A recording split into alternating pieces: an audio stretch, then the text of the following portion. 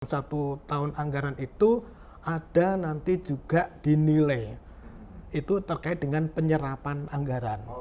Satu, penyerapan anggaran, yang kedua itu efektivitas di dalam penggunaan barang dan jasa itu sendiri. Nah, itu adalah indikasi bahwa dalam setiap proses pengadaan barang dan jasa itu memang berpotensi terjadinya kesalahan, kemudian penyimpangan, ya bisa terjadi korupsi. Kita mungkin sudah masuk kepada apa yang nanti menjadi program atau kegiatan PAM PBJ ya, yang nanti akan melakukan pelatihan.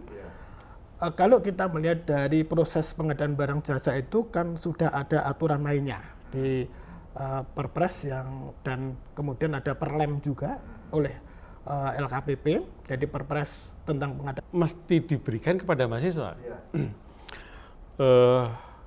Nah, seseorang yang sudah mendapatkan pelatihan dari PAM PBJ mengenali 25 modus yang kemungkinan bisa, ya kita istilahkan sebagai ranjau ya Pak ya. Ranjau. Jadi ranjau yang jangan sampai kepinjak ya. Jadi kalau itu dia sudah ikut pelatihan yang kemarin di Universitas Pertamina itu 2,5 hari itu ya.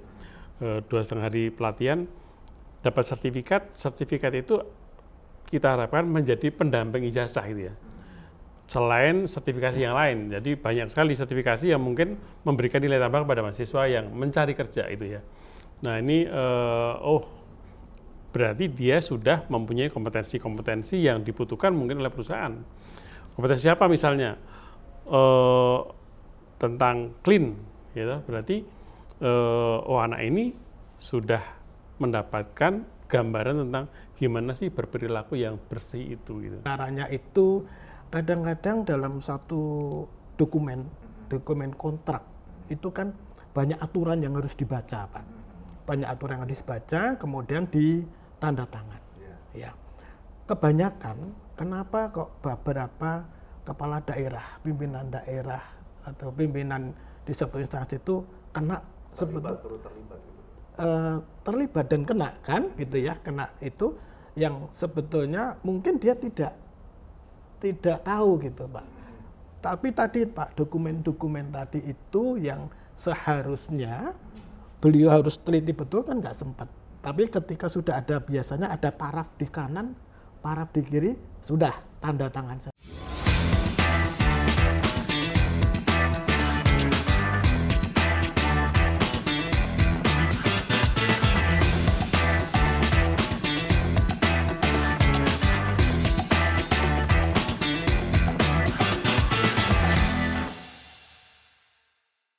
Assalamualaikum warahmatullahi wabarakatuh. Selamat siang, jumpa lagi dengan saya Muhammad Helmi Ramdhani dari Inanews TV. Hari ini kita masih berada di acara Prime Time Inanews TV, dan acara Prime Time ini tayang setiap hari Kamis di channel YouTube Inanews TV. Dan untuk memulai, mungkin saya akan menginformasikan jangan lupa like dan subscribe channel Inanews TV untuk menyaksikan acara Prime Time yang tayang setiap hari Kamis. Dan pada tayangan kali ini kita akan mengambil tema yang cukup menarik, yaitu korupsi pengadaan barang dan jasa, bagaimana menghindarinya. Nah ini cukup menarik bagi saya, dan saya juga sudah kedatangan tamu istimewa yang akan membahas ini lebih luas lagi, lebih dalam lagi, yang mungkin juga jadi pembicaraan menarik di sesi prime time pada kali ini. Mungkin langsung aja akan saya kenalkan beberapa narasumber yang sudah hadir, 2 orang di sebelah kiri saya. Salah satunya ini Bapak Setianta Nugraha, kemudian di sebelah Bapak Setianta Nugraha ada Bapak Unggul Putranto. Nah, untuk menyingkat waktu, siapakah 2 narasumber yang sudah datang pada hari ini di acara Prime Time Inanews TV? Mungkin saya akan meminta beliau-beliau untuk mengenalkan atau profiling dari masing-masing siapakah dari narasumber yang hadir pada hari ini. Mungkin saya minta Bapak Setianta Nugraha, atau biasa saya panggilnya Bapak Toto ya Pak. Ya, Pak Toto mungkin bisa sedikit Pak mengenalkan Pak Toto siapa, agar pemirsa Inanews TV bisa mengetahuinya lebih lanjut. Ya, Terima kasih Mas Hilmi. Ya. Ini merupakan satu kehormatan juga saya diundang di Inanews TV Ya. untuk sharing terkait dengan korupsi dalam pengadaan barang dan jasa. Ya. Perkenalkanlah, saya namanya Setianto Nugraha, tapi sesungguhnya saya orang Jawa, jadi Setianto Nugroho. Saya sedang Nugroho. Dan panggilan sehari-harinya adalah Toto. Toto, Jadi cukup ya. saya dipanggil Toto. Saya saat ini dalam perkumpulan ahli mitigasi pengadaan barang dan jasa adalah sebagai ketua Dewan Pembina. Ya. Karena perkumpulan ini didirikan dengan konsep pentahelix yang melibatkan unsur-unsur dari pemerintahan, kemudian dari unsur perguruan tinggi, kemudian unsur dari swasta, kemudian unsur dari dunia usaha dan dunia industri, dan unsur dari media. Dari media inilah kemudian terbentuk ini. Kemudian saya sehari-harinya masih bertugas di pemerintahan, yaitu di Sekretariat Jenderal DPR RI, dan saat ini saya sebagai auditor ahli utama. Baru 1 bulan ini. Baru 1 bulan ya Pak? Iya, sebelumnya saya adalah sebagai inspektur utama. Inspektur utama sejak tahun 2015 dan 2022 pada bulan Juli yang lalu saya sudah pensiun karena usia 60 tahun dan alhamdulillah saya beralih untuk melanjutkan ke jabatan fungsional auditor ahli utama. Mungkin demikian Pak Elmi. Terima kasih Pak Toto atas perkenalannya. Pemirsa, ternyata ini tamu kehormatan bagi saya di acara Inanews TV untuk membahas tema pada acara prime time kali ini. Mungkin di sebelah Pak Toto ada Bapak Unggul Putranto atau biasa disapa Pak Unggul ya. Silakan Pak Unggul bisa mengenalkan. Terima kasih, selamat siang, selamat sore, Pak Elmi. Kehormatan juga kita bisa berkenalan, memperkenalkan Pak PBBJ di kesempatan ini. Jadi dalam organisasi Pak PBBJ yang kurang lebih 2-3 bulan ya Pak ya, kita bentuk organisasinya, saya ditunjuk sebagai bendahara. Jadi sebenarnya ada ketua, ada sekretaris, ada bendahara, dan ada pengurus lain. Ini jumlahnya lebih dari 20. Saat ini saya mewakili, tadi sudah disebutkan oleh Pak Toto, ada pentahelix. Sebenarnya saya dari universitas. Jadi saat ini saya di Universitas Pertamina sebagai ketua SPI, Ketua Satuan Pengawas Internal, jadi ketua audit. Ketua audit ya. Sebelumnya karena saya udah pensiun dari Pertamina, ya ingin terlibat lebih banyak ya, bisa mewarnai mendidik adik-adik mahasiswa tadinya ya, membesarkan Universitas Pertamina supaya ini cocok nih kalau kita pendidikan anti korupsi ini bisa dilakukan dari sejak dini gitu. Nah, itu yang membuat ini menjadi buat kami suatu organisasi yang mudah-mudahan bisa memberikan manfaat.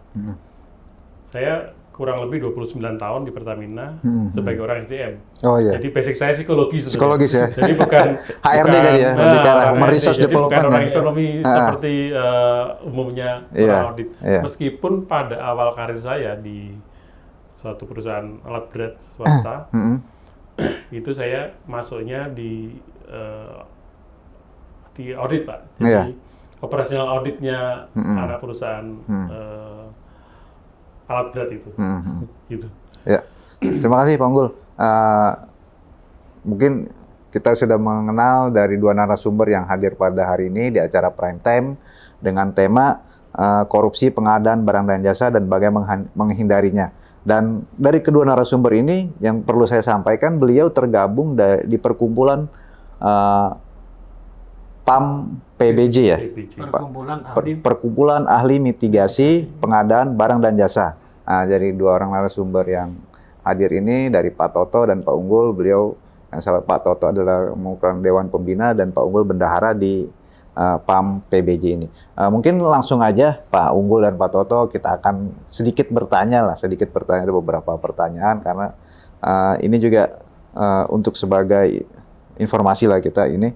Mungkin saya akan tanyakan lebih awal mungkin ke Pak Toto atau Pak Unggul yang bisa menjawab. Pemirsa ingin tahu sih apa yang disebut pengadaan barang dan jasa nih, Pak Toto. Ini kan mungkin ada yang sudah tahu, ada yang belum tahu nih masyarakat ya terkait hal ini ya.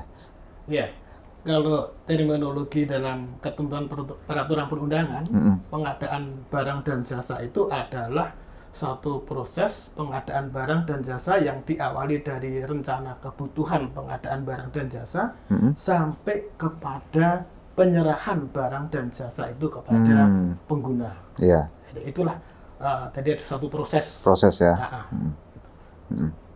Kalau dari Pak Unggul sendiri Pak, untuk pengadaan barang dan jasa itu Pak? Ya, sebenarnya yang disampaikan oleh Pak Toto tadi sudah sangat substantif ya.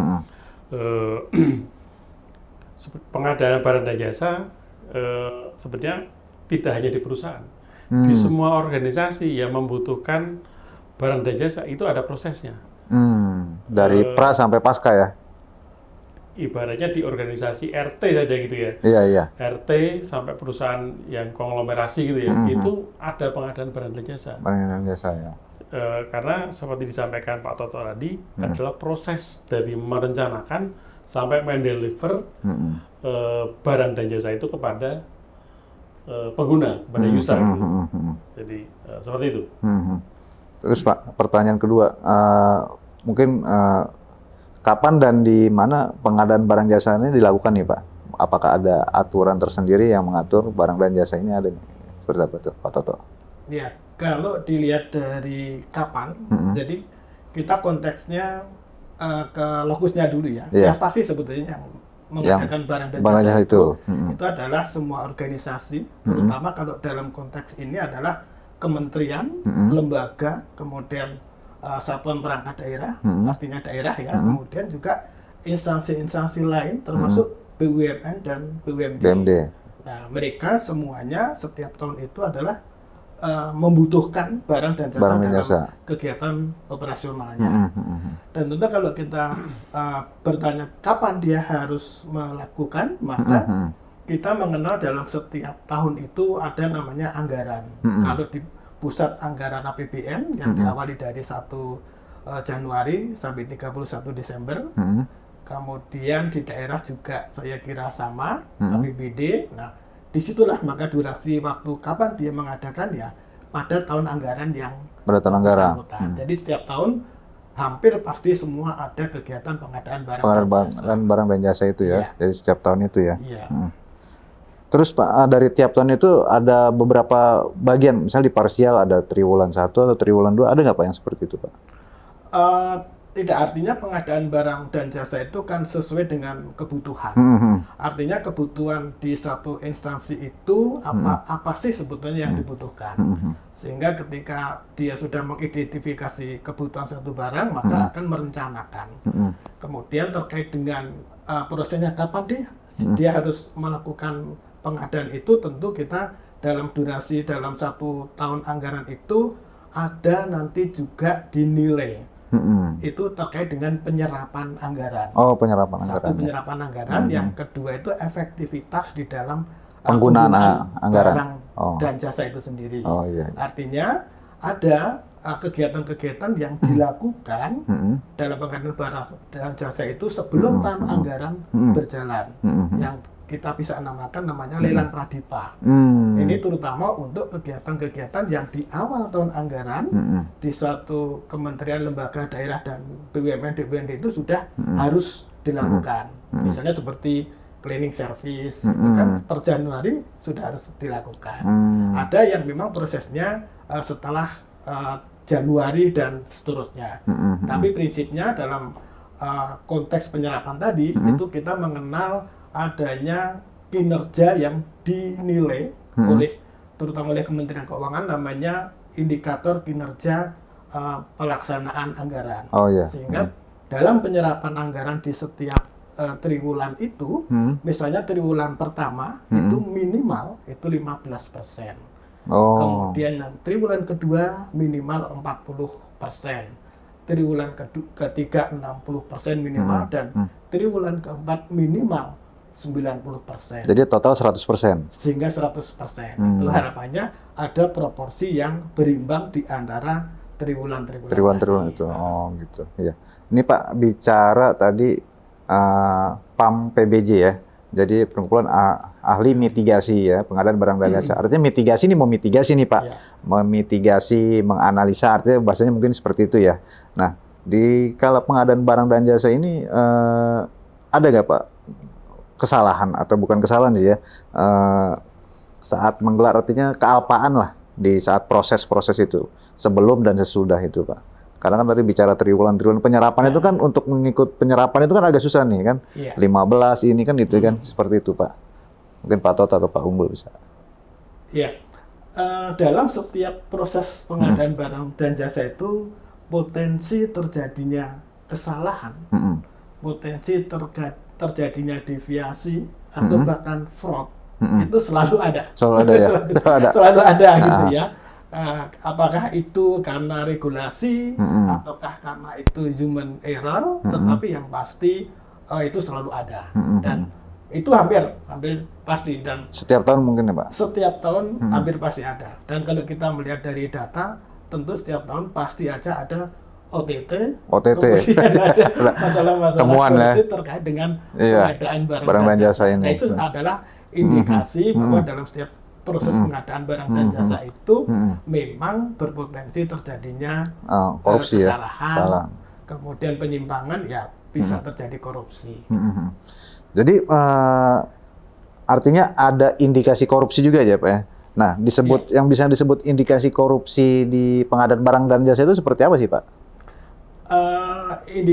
Indikasi korupsi dalam proses pengadaan barang dan jasa itu sesungguhnya itu panjang ya. Kalau kita bicara proses itu kan dari perencanaan, pelaksanaan sampai tadi penyerahan barang. Penyerahan barang. Artinya ketika kita bicara potensi tadi, dari perencanaan pun itu sudah bisa berpotensi. Misalkan direncanakan dengan menggelembungkan harga. Yang kita sering kenal itu kan markup. Itu sudah dari perencanaan sebetulnya sudah bisa terdeteksi gitu ya. Oh iya. Itu penggelembungan harga misalkan. Kemudian di dalam pelaksanaan itu terjadinya istilahnya itu kekurangan volume atau kelebihan pembayaran kan, istilahnya itu kan. Itu sebetulnya indikasi itu kan gitu ya.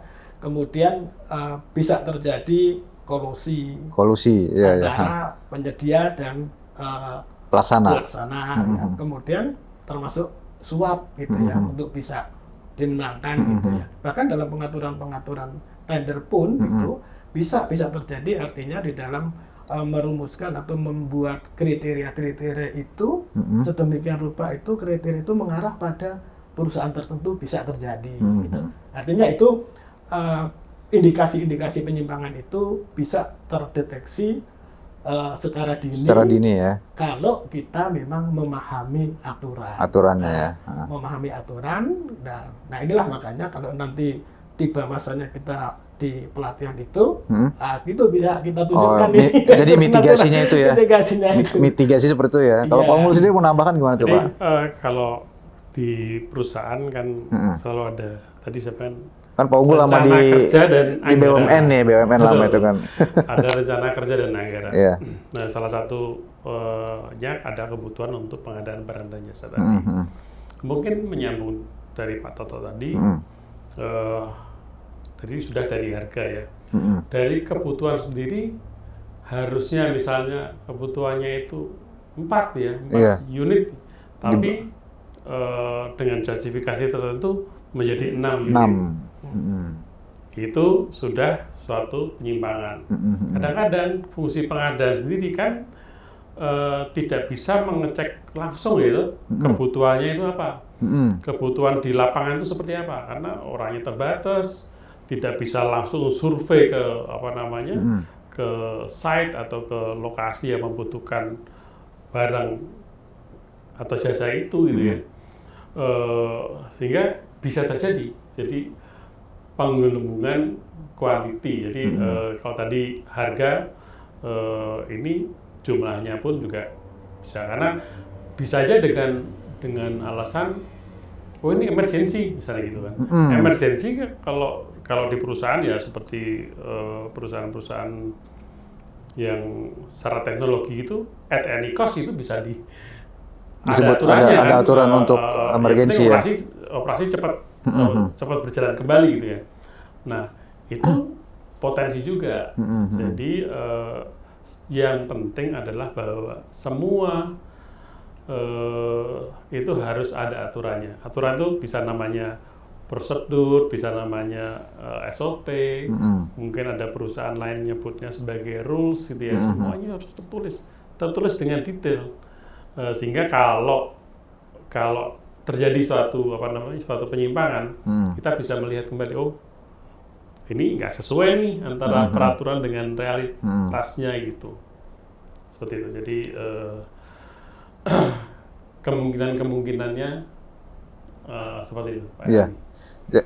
Pak Toto dari bicara perencanaan ya, perencanaan artinya bicara kebutuhannya udah ada. Ini kan tadi Pak Unggul bilang dari 4 jadi 6 gitu kan.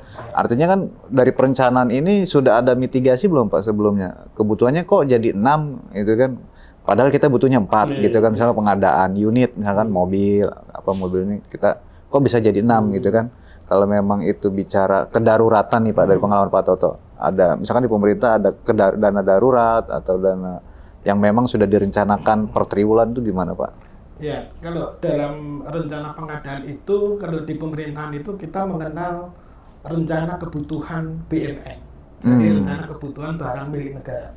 Dan ya, itu disusun sebetulnya 2 atau 1 tahun sebelum tahun anggaran. Iya, sebelum anggaran. Artinya ketika unit kerja misalkan dalam satu institusi itu akan melakukan pengadaan satu barang, itu biasanya deteksi awal itu di pengawas internal itu akan menanyakan ini apakah sudah ada nih di RKBMN, karena itu merupakan satu kebutuhan. Itu yang menunjukkan bahwa benar nggak sih instansi ini butuh itu. Kan butuh pasti dong sudah muncul di RKBMN.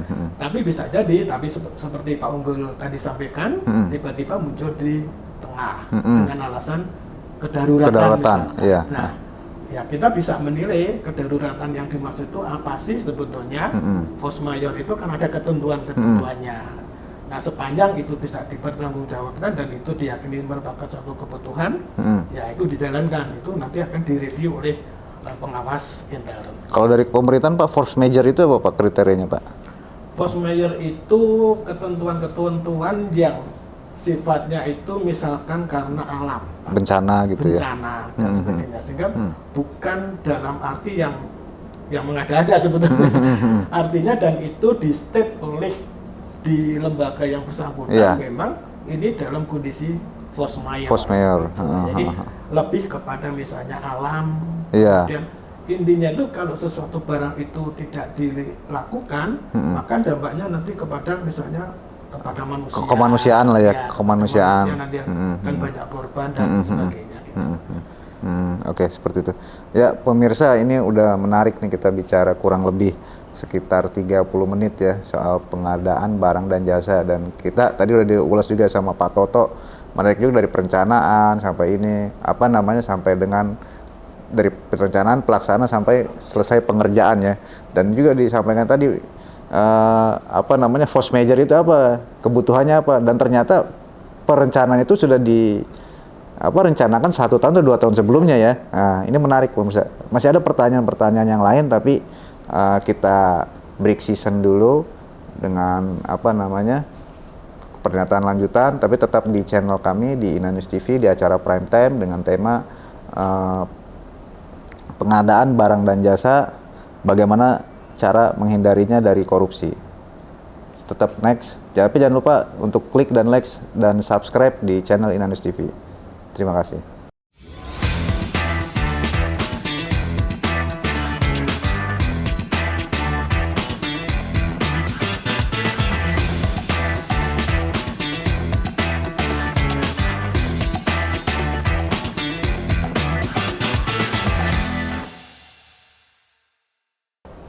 Halo, selamat siang pemirsa Inanews TV, kembali lagi di acara Prime Time Inanews TV. Kali ini dengan tema korupsi pengadaan barang dan jasa, bagaimana menghindarinya. Tadi kita udah bicara di sesi pertama pengenalan narasumber, kemudian pengadaan barang dan jasa, kemudian dari perencanaannya seperti apa, dan ternyata dari pengadaan barang dan jasa ini sangat kental sekali dengan adanya indikasi korupsi. Nah, indikasi korupsi ini di mana kan gitu? Mungkin pemirsa akan lebih tahu lagi dengan dua narasumber yang hadir di acara Inanews TV. Mungkin saya akan menanyakan, Pak, di mana korupsi itu terjadi, Pak, ketika pengadaan barang dan jasa, Pak? Mungkin Pak Toto bisa jelaskan, ada regulasinya seperti apa tuh, Pak? Iya, tentu korupsi itu terjadi bisa di mana saja gitu ya. Iya. Dalam proses pengadaan barang dan jasa itu ya. Tetapi kalau kita melihat kepada aspek regulasinya, maka yang dimaksudkan korupsi kalau sesuai dengan Undang-Undang Tipikor ya, artinya Undang-Undang 31 tahun 99 itu yang korupsi itu memenuhi unsur-unsur memperkaya diri, kemudian memperkaya orang lain, atau memperkaya korporasi. Artinya kadang-kadang orang, saya tidak makan nih, tapi memperkaya orang lain yang diperkaya. Gitu. Atau korporasinya yang diperkaya, itu adalah satu unsur. Kemudian yang kedua unsurnya adalah perbuatan melawan hukum, artinya melanggar aturan, gitu ya, melanggar aturan. Kemudian ada unsur juga merugikan keuangan negara, merugikan keuangan negara atau merugikan perekonomian negara.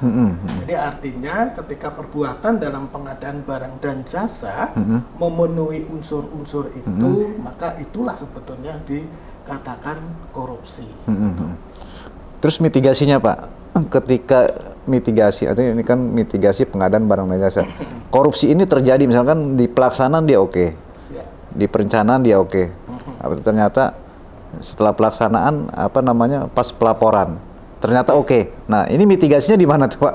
Kalau ketika temuan-temuan itu?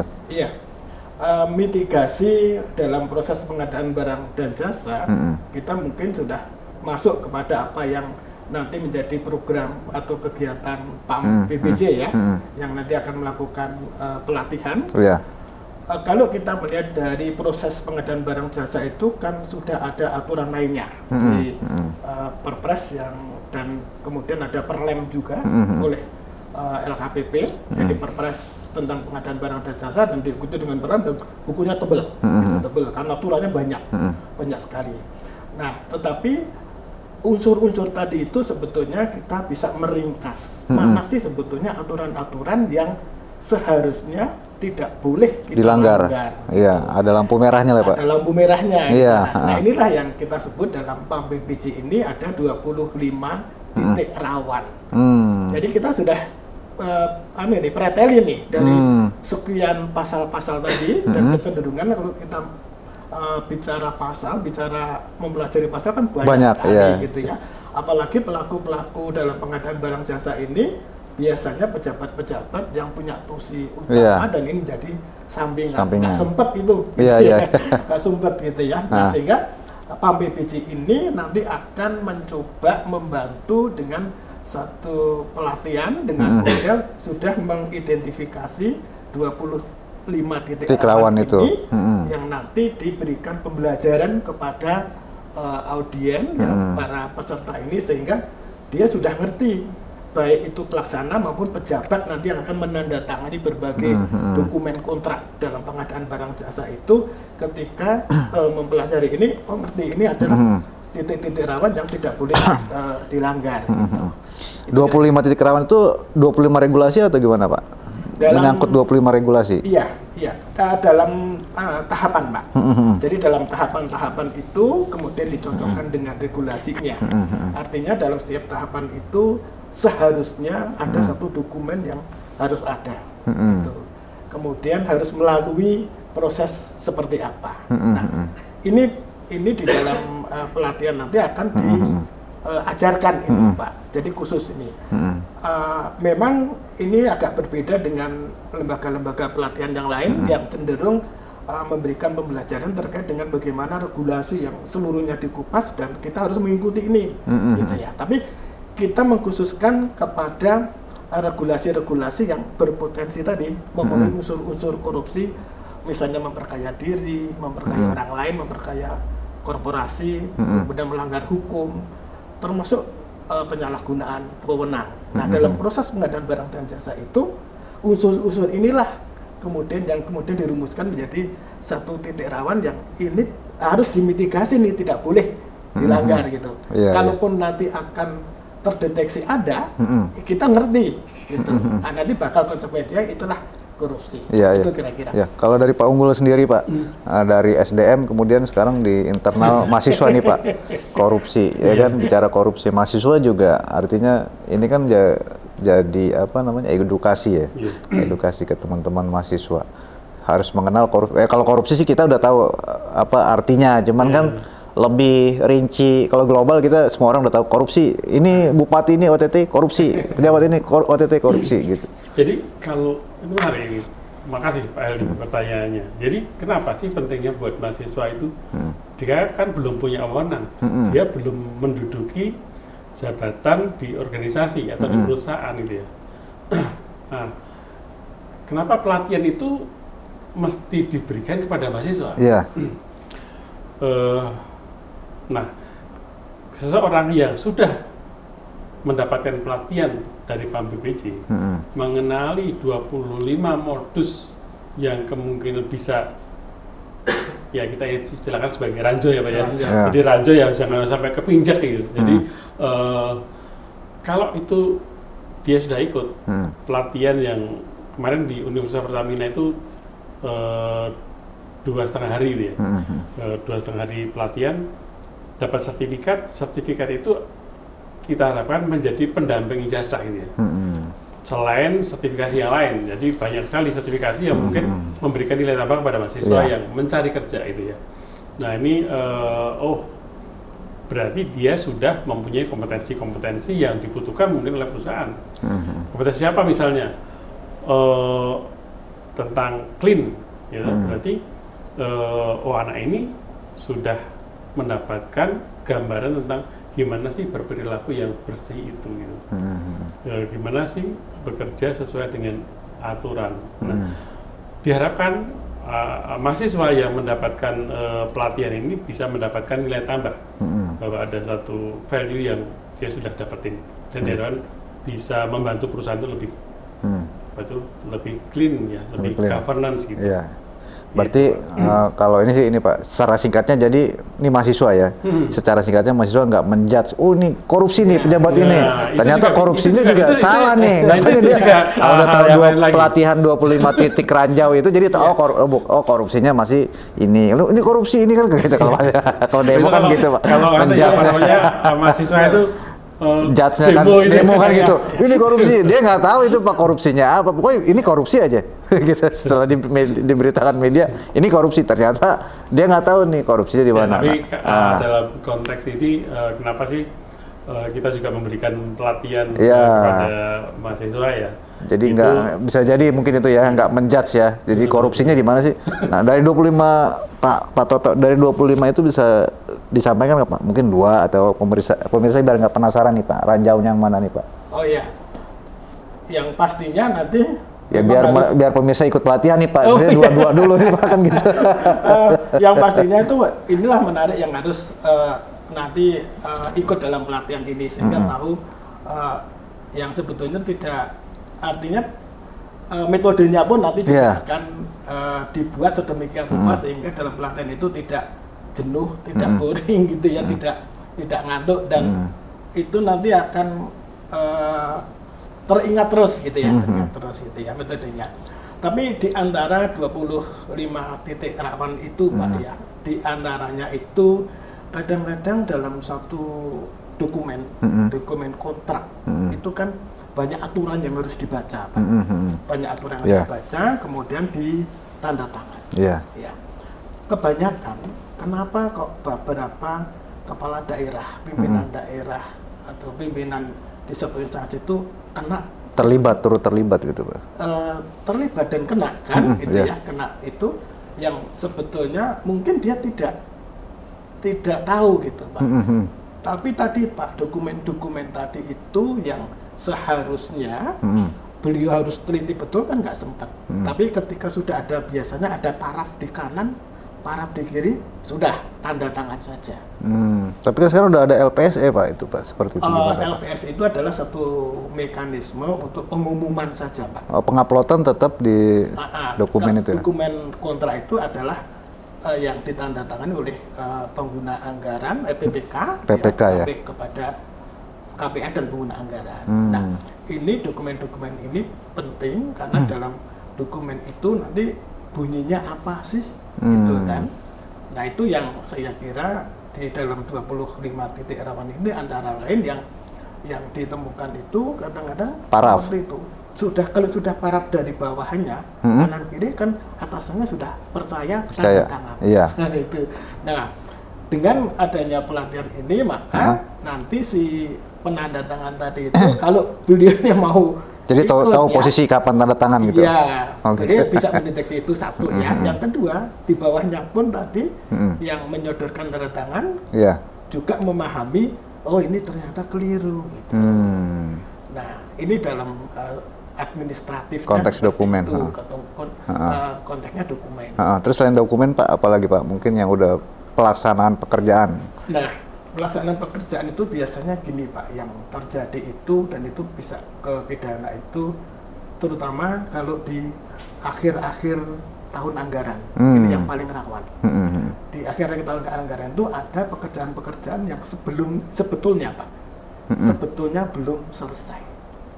Tapi anggarannya masuk misalkan tahun 2021. Iya. Ini dikerjakan Desember nih terakhir. Artinya misalnya ini proyek atau pekerjaan ini harus selesai 31 Desember 2021. Tapi ternyata biasanya sih nggak sampai segitu ya, 20 Desember gitu ya. Karena 20 Desember itu paling lama untuk pencairan anggaran kan. Tapi ternyata belum selesai. Tetapi kemudian anggaran sudah dicairkan, ditagihkan dengan melampirkan, biasanya ditagihkan mereka BAST, berita acara serah terima.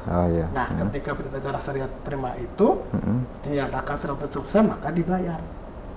Nah, inilah terjadinya korupsi ini. Padahal pekerjaan belum selesai. Ini pidana, masuk ranah ke pidana ya. Pidana itu. Jadi karena belum selesai, seharusnya dia tidak boleh nih dibayarkan, tetapi harus melalui mekanisme adendum.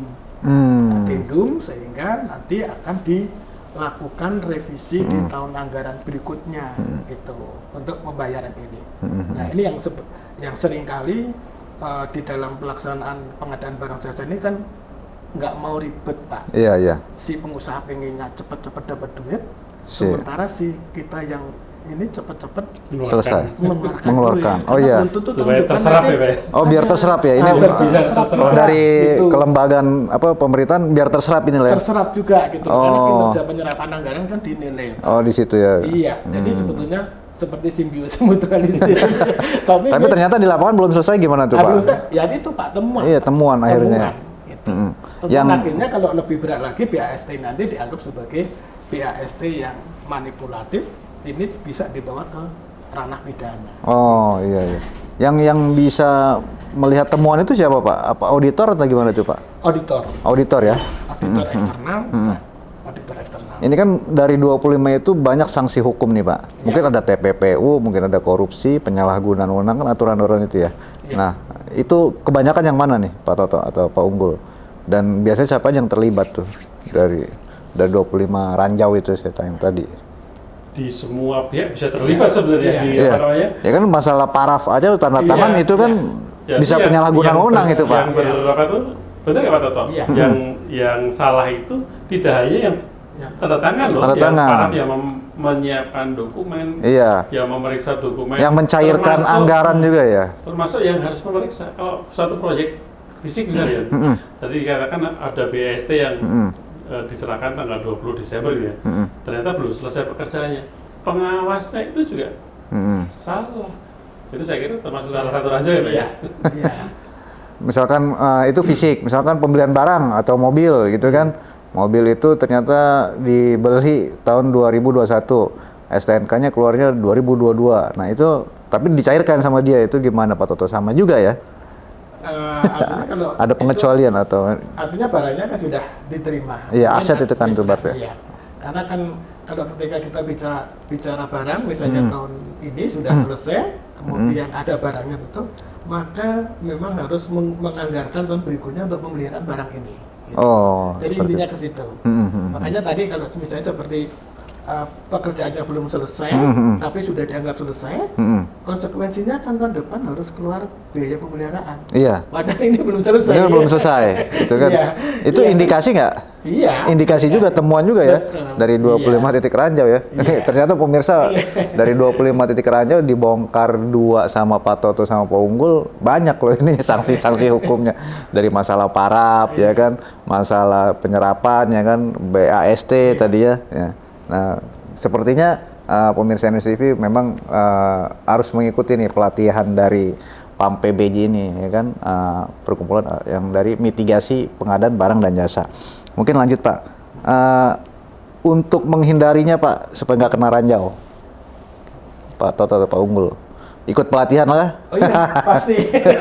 Pasti untuk menghindari itu, makanya kita namakan dengan mitigasi. Iya. Mitigasi PBJ kan. Jadi ya ikut pelatihan ini, dan kita memang mengkhususkan untuk spesifik Iya. untuk menghindari terjadinya korupsi dalam pengadaan barang dan jasa. Iya, jadi Dalam pelatihan ini pun kita mendesain sedemikian rupa bahwa pelatihan ini tidak membosankan, sehingga nanti barangkali dengan menggunakan media apa istilahnya fun game gitu ya, dengan kartu-kartu, ya, sehingga dengan kartu itu kita seperti memainkan kartu, tapi sebetulnya kita bersimulasi untuk bagaimana proses pengadaan barang dan jasa yang aman, Yang aman. gitu, yang aman, dan kita ngerti aturan-aturan main yang tidak boleh, yang harus ditaati dan iya. tidak boleh dilanggar, gitu kan, gitu. Selain juga nanti barangkali diikuti dengan toolsnya, yaitu Corupmeter, gitu kan, untuk mendeteksi sejak dini apakah dalam proses pengadaan barang dan jasa itu ada indikasi terjadinya korupsi. Berarti Pak Unggul, ini memitigasi artinya sudah memetakan, ya kan? Memetakan indikasi artinya akan ada gitu kan, akan ada terus ranjau-ranjau itu. Nah, untuk menghindarinya gimana nih Pak? Yang tadi udah sebutkan kan ada pelatihan kan gitu. Nah, ini berarti kan udah ada rambu. Nah, udah ada rambu, dari mitigasi kita udah ketemu nih rambunya. Ternyata masih kena apa? Melanggar juga rambu itu, gimana tuh Pak Unggul? Solusi di pelatihan itu. Tadi melanjutkan yang apa namanya disampaikan Pak Toto tadi. Kenapa sih mesti pakai game gitu ya? Pertama tidak bosan ya. Pertama tidak bosan, dan biasanya yang apa namanya punya waktu sedikit, biasanya kayak bos-bos atau apa namanya mungkin pejabat-pejabat direksi perusahaan, pejabat eselon itu kan nggak punya waktu banyak ya. Dengan bermain game mereka akan mendapatkan substansi dari banyak peraturan atau banyak ranjau tadi yang perlu disampaikan. Mereka akan mengendorse nih, mereka akan mengendorse anak buahnya untuk ikut pelatihan ini. Kalau anak buahnya itu atau pejabat-pejabat yang ditunjuk oleh direksinya tadi untuk ikut dalam pelatihan ini, diharapkan bisa meminimalkan, karena kita nggak bisa ngomong bahwa ikut pelatihan kemudian perusahaan atau instansi itu menjadi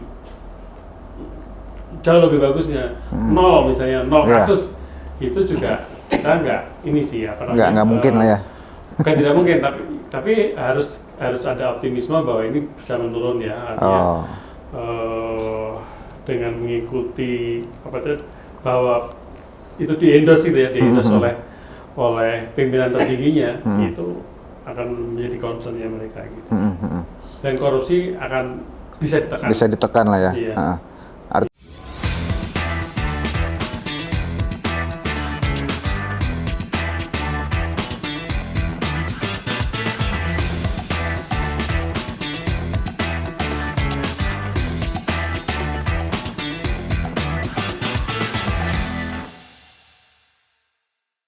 terima kasih.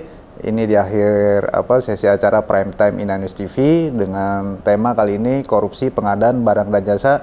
Bagaimana menghindarinya? Menghindarinya tadi ada berbagai metode yang disampaikan oleh Pak Toto dan Pak Unggul melalui pelatihan-pelatihan. Dan dari pelatihan itu ternyata PAM PBJ ini punya metode yang lebih simpel. Dari berbagai macam regulasi dibuat 25 cuplikan regulasi tapi padat gitu kan. Waktunya juga singkat dan ternyata ada tingkatan pelatihan tersebut dari basic dan advance. Dan yang menariknya yang advance ini dapat gelar CMIP. Artinya orang ini mempunyai kredibel untuk memegang atau mengelola suatu anggaran pengadaan barang dan jasa itu sendiri. Menarik juga yang lainnya di sini PAM PBJ juga sudah dimiliki atau memiliki berbagai pelatih-pelatih yang udah senior nih, kayak Pak Toto ya kan, udah auditor ahli utama, kemudian Pak Unggul juga di sini. Terus penasaran seperti apa? Ya ikuti pelatihan dari PAM PBJ ini itu sendiri.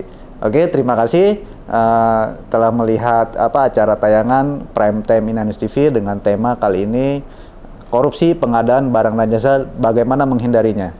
Mungkin ada sesi lanjutan, tetap di channel Inanews TV, dan jangan lupa like dan subscribe agar pemirsa bisa mengikuti lanjutan dari tema kali ini. Dan ini menarik, korupsi ini masih banyak ya kan celah-celahnya, khususnya apalagi di pengadaan barang dan jasa. Tadi udah dikupas kurang lebih 1,5 jam, dan ini ternyata jadi pembicaraan menarik ya. Oke, pemirsa Inanews TV, terima kasih Pak Toto, Pak Unggul atas kehadirannya di acara Prime Time di Inanews TV. Mungkin kita akan ketemu lagi ya. Iya, terima kasih. Kita akan ketemu lagi karena baru dibahas 2 nih ranjaunya. Masih ada 25, berarti ada 23 sesi lagi pemirsa. 23 sesi lagi. Penasaran? Jangan lupa subscribe ya kan, agar tahu sesi-sesi selanjutnya. Mungkin bisa jadi 23 sesi nih. Ketemu dengan Pak Toto. Oke, terima kasih. Assalamualaikum warahmatullahi wabarakatuh. Terima kasih atas kehadirannya Pak Toto, Pak Unggul. Sampai jumpa di acara Prime Time selanjutnya. Assalamualaikum warahmatullahi wabarakatuh. Waalaikumsalam.